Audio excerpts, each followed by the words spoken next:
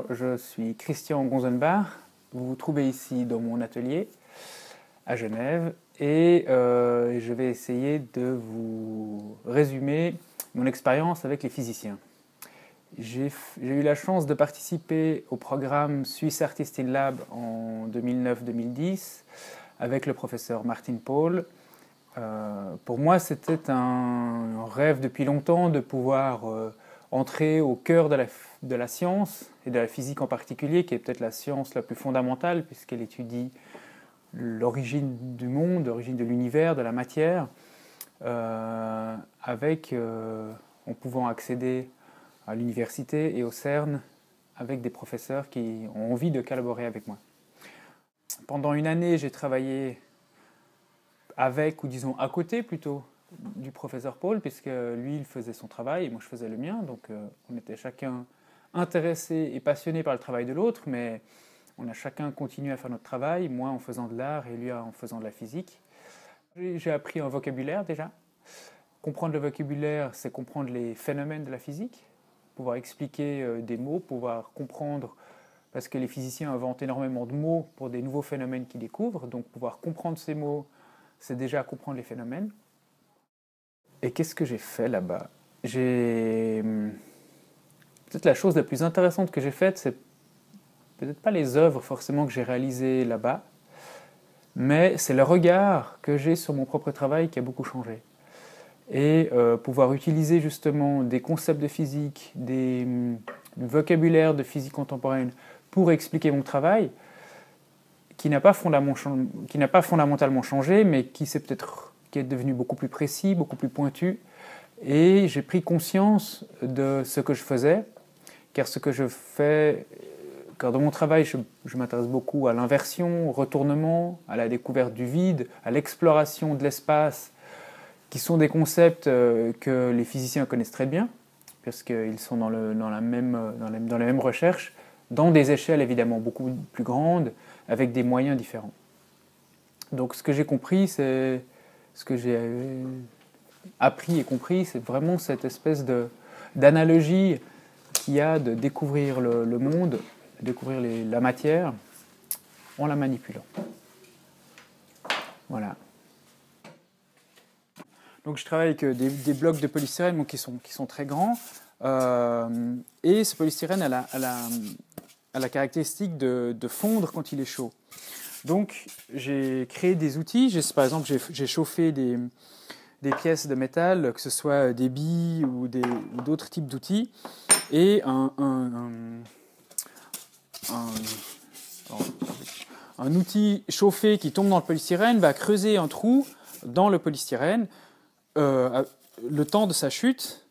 Et si on remplit ce polystyrène après de béton, par exemple, on peut matérialiser la trajectoire de la particule outil, qui est comme l'outil du sculpteur, mais tout à coup qui va être matérialisé pendant sa trajectoire. Donc on a une sorte de sculpture en 4 dimensions, puisqu'en fait le temps a été matérialisé de l'objet. Si on fait ça plusieurs fois, on obtient ce type de sculpture qui va ressembler de nouveau à une stalagmite. Je vous parlais que je m'intéressais à la géologie, où ici on voit les éléments qui ont été utilisés, où chaque élément, c'est des écrous et des morceaux de métal, qui est chauffé, va avoir sa propre trajectoire, et cette trajectoire, une fois qu'elle est remplie en béton, elle va rester. Donc on va créer une forme absolument pas maîtrisée, puisque je travaille dans le vide, je travaille à l'envers. Je fais des trous avec des objets qui vont avoir leur propre trajectoire, et cette trajectoire va être matérialisée ensuite avec du ciment. On enlève la gangue et on obtient des sculptures. Et ce qui va m'intéresser, moi, c'est qu'en changeant le type d'outil, qu'on utilise, je vais obtenir des formes différentes. Une bille, elle va plutôt tomber tout droit. Un outil comme ça, il va avoir son propre mouvement dans la matière, et du coup, il va générer des formes que je ne maîtrise pas. Et c'est cette surprise de démouler, de découvrir la forme apparue qui m'intéresse. Il y a peut-être encore une chose qui est intéressante avec ce partage avec les physiciens, c'est les éternelles discussions entre l'intérêt du processus et l'intérêt du résultat. Et forcément, en physique, on cherche un résultat, Mais plus on discutait, plus on se rendait compte avec Martin Paul que le processus et le chemin pour arriver au résultat est souvent plus intéressant que le résultat même. Un résultat, même, et souvent s'il est positif, il va simplement confirmer une intuition qu'on avait, il ne va pas nous aider à aller au-delà. D'où l'intérêt, par exemple, pour Martin Paul qui me disait un résultat négatif est beaucoup plus excitant car c'est un nouveau défi. Si on imagine qu'une chose est comme ça et qu'on se rend compte qu'elle ne l'est pas, si on n'avait pas trouvé le boson de Higgs récemment au CERN, toute la physique aurait été à revoir. Et toute la physique du XXe siècle se serait effondrée, on aurait dû inventer une physique du XXIe siècle. C'est une grande déception pour beaucoup de physiciens qu'on ait trouvé ce boson de Higgs.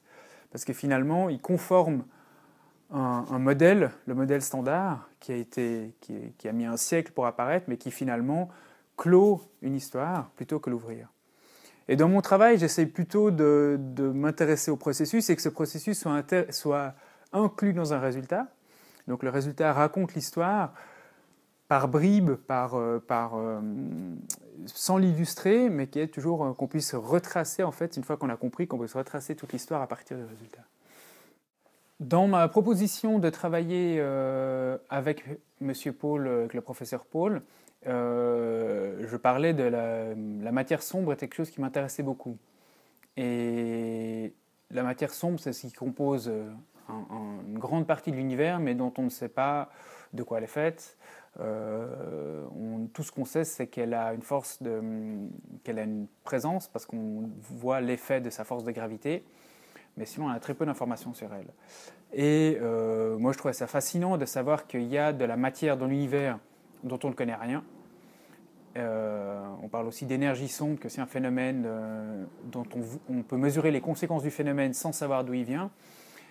Et c'est quelque chose qui m'intéressait beaucoup, mais au-delà de cet intérêt un peu naïf, en tant qu'artiste, je ne veux pas représenter des choses que je ne comprends pas ou que je ne connais pas. Je m'intéresse à la réalité, une réalité qui est peut-être plus proche des expériences des physiciens du XIXe siècle, parce que je manipule des choses, je crée des objets, je fais fondre une matière pour la remplir par une autre, et toutes ces manipulations créent des formes, plus ou moins poétiques, qui peuvent parler d'autre chose, mais ce ne sont pas des représentations. Je ne veux pas représenter la matière noire en faisant des tableaux, en faisant des monochromes. Ce n'est pas du tout quelque chose qui m'intéresse. Ce qui m'intéresse plus, c'est de découvrir dans notre monde connu des choses qui ne le sont pas encore. De trouver des nouvelles formes à des choses qu'on pense déjà connaître. Et là, je suis peut-être beaucoup plus proche des scientifiques eux-mêmes qui vont essayer de comprendre, de trouver encore les choses inconnues sur la carte, les terra incognita, remplir les vides de notre connaissance, plutôt que représenter des choses ou essayer d'illustrer des choses qu'on ne connaît pas.